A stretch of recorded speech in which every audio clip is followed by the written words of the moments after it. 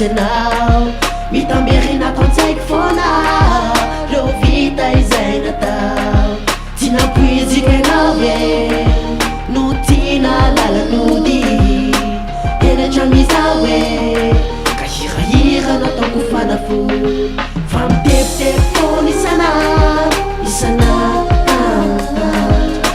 tenako efa godako efa sovadira tekanda fa avelao tsy toy intsony fapaly fa ianao de ianao efa lasa efa nivy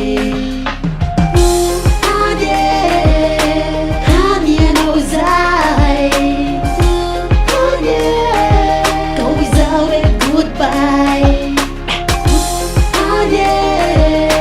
hany ianao zay fa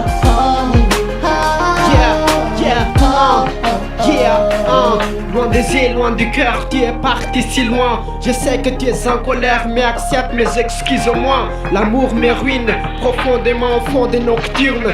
Yeah, t'as voulu être belle, je faisais tout ça. T'as voulu être une reine, je t'ai donné une vie d'un roi. Mais t'as beaucoup changé depuis que tu es assis sur ton trône. Tu m'as détesté mais je te trouve encore bonne. La vie nous ramène pas aussi loin on dirait. À chaque fois que tu tournes, tu vois mon reflet. Ne t'inquiète pas, je suis pas là pour te déranger. Je sais que tu es à lui alors oublie mes passés.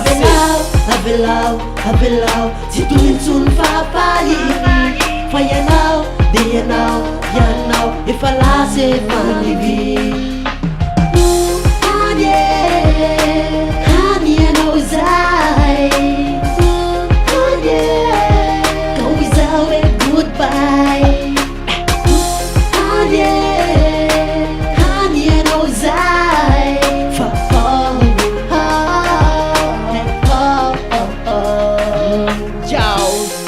honey knows